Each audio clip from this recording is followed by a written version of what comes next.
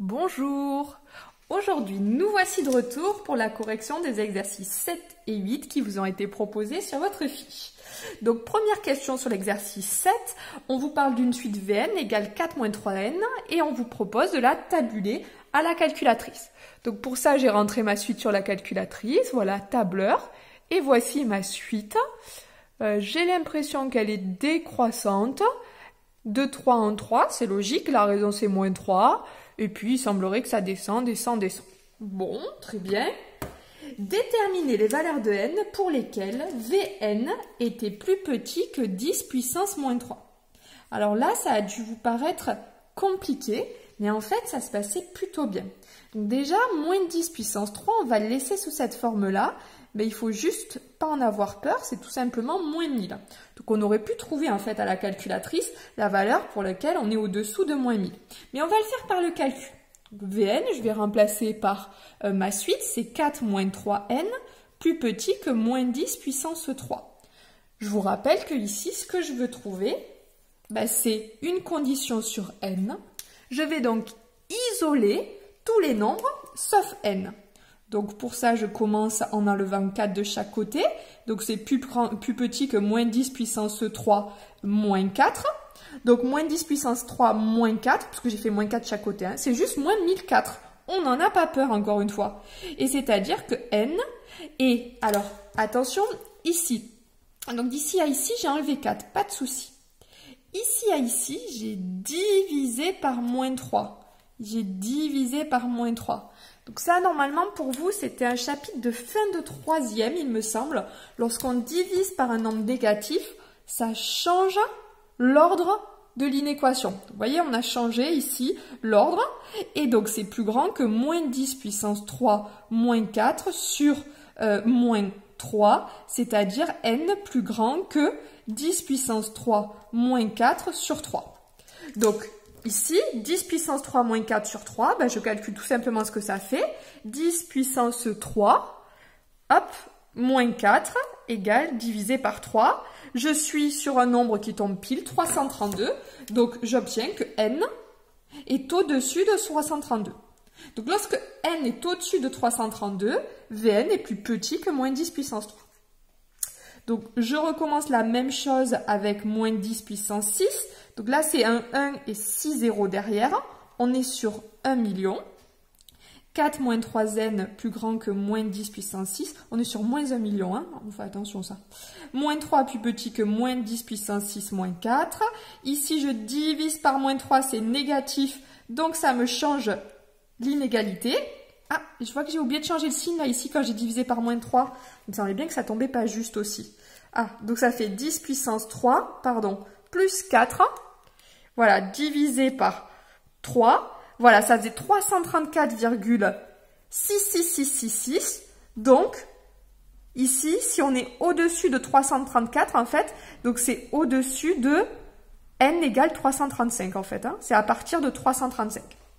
Donc ici, je finis mon équation. Donc 10 puissance 6, je vais le reprendre, hein, ça, cette partie-là, si c'est pas très clair, voilà, divisé par 3. Ça me fait donc n au-dessus de 333 334,7 et des choses derrière. Donc si n est au-dessus de ce nombre-là, n est un nombre entier, donc c'est à partir de n égale 3, 3, 3, 3, 3, 5. Voilà. Dès qu'on dépasse 333 335, Vn est plus petit que moins 1 million. Ce qu'on voit ici, en fait, c'est qu'on peut obtenir des nombres tout petits dès qu'on commence à être très gros au niveau des n. Donc, je peux estimer que la limite, donc en plus l'infini, de ma suite Vn, tout simplement, c'est moins l'infini. Parce que si je prends des n très très grands, j'obtiens des valeurs pour V très grandes, mais dans les négatifs. Donc, c'est moins l'infini. Allez, pour la seconde suite, donc là pareil, j'ai rentré ma suite à la calculatrice. Attention, j'ai fait attention que le plus petit n, c'était 1, parce que si je calcule pour 0, 1 divisé par 0, ça va bloquer, il va refuser de vous calculer les autres. Donc ensuite sur graphe, Voilà, donc en 0 c'est logique. Et ensuite, voilà, je vois ça diminue, ça diminue, ça diminue. On a l'impression que ça se rapproche de 2. Vous voyez? Ça diminue en se rapprochant de 2. Bon, allez, voyons voir ça. Donc on veut résoudre le fait que 2 est entre Wn et 2,01. Qu'on veut trouver n. Donc je remplace Wn par ici, par sa valeur. Et mon but dans cette inéquation, c'est d'obtenir n. Donc première chose, je vais commencer en fait par enlever 2. Comme ça va me permettre de m'approcher un petit peu. 2 moins 2, bah, ça fait 0. Ici, si j'enlève 2, il me reste 1 sur n. Et ici, si j'enlève 2, j'obtiens 0,01. Bon, bah très bien. J'ai 1 sur n, je veux n. C'est ce qu'on appelle la fonction inverse. La fonction inverse, elle est décroissante, dont l'ordre, il va changer. On était dans ce sens-là, on va passer dans ce sens-là. Alors, donc sur 0, je suis bien au-dessus de 0, il n'y a pas de souci, je n'ai pas à m'en occuper. Et je vais obtenir 1 divisé par 0,01. Et si vous faites à la calculatrice 1 divisé par 0,01, on obtient logiquement 100. Donc c'est pour n au-dessus de 100. Donc je vois que quand n est au-dessus de 100, ma suite, elle est entre 2 et 2,01. D'accord? Et on vous demande en fait de faire la même chose, mais cette fois-ci avec Wn qui est entre 2,0001. Donc on va obtenir la même chose, je ne le refais pas, jusqu'à ici où on va obtenir 0,0001. Je passe à l'inverse.